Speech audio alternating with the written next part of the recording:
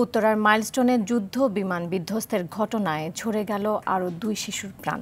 9:30টায় চতুর্থ শ্রেণীর শিক্ষার্থী দগ্ধ আইমানের মৃত্যু হয়। দুপুরে মৃত্যু হয় দগ্ধ মাকিনের। সে মাইলস্টোনের 7ম শ্রেণীর শিক্ষার্থী ছিল।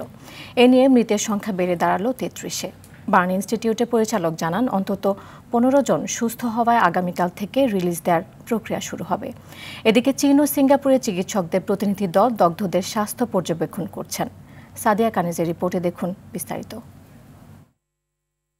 জাতীয় বার্ন ইনস্টিটিউট থেকে ছোট্ট আইমানের মরদেহ পরিবারের কাছে হস্তান্তরের পর লাশবাহী ফ্রিজিং গাড়িতে করে নেওয়া হয় শেষ গন্তব্যের উদ্দেশ্যে, যে মাত্র 10 বছরের আয়ুষ্কাল নিয়ে পৃথিবীতে এসেছিল।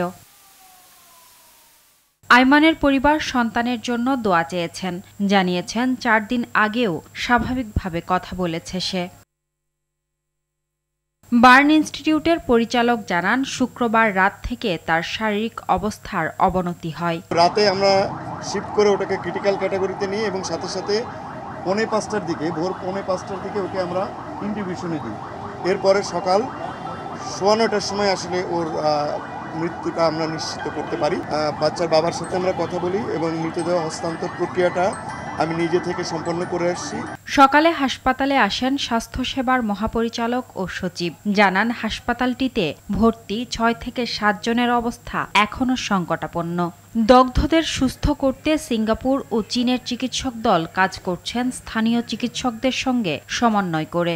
আমাদের এই ইনস্টিটিউটের যে আমাদের নিজেদের দেশীয় হাসপাতাল, তাদের 6টা ইউনিট আছে এবং প্রতিটা ইউনিটের ইউনিট প্রধান আছে এবং সহকর্মীবৃন্দ মিলেই চিকিৎসা চলছে এবং বিভিন্ন রোগীদেরকে ক্যাটাগরিক্যালি ভাগ করা হয়েছে, যে বেশি খারাপ যারা মাঝে এবং যাদেরকে অল্প চিকিৎসা দিয়ে ছুটি দেওয়া যাবে, সেই বিষয়গুলোকে অত্যন্ত গুরুত্ব সহকারে দেখা হচ্ছে। বার্ন ইনস্টিটিউটের পরিচালক জানান, আহতদের উন্নত চিকিৎসায় বিদেশে পাঠানোর বিষয়ে এখনো বাইরের চিকিৎসকরা দিক নির্দেশনা দেননি।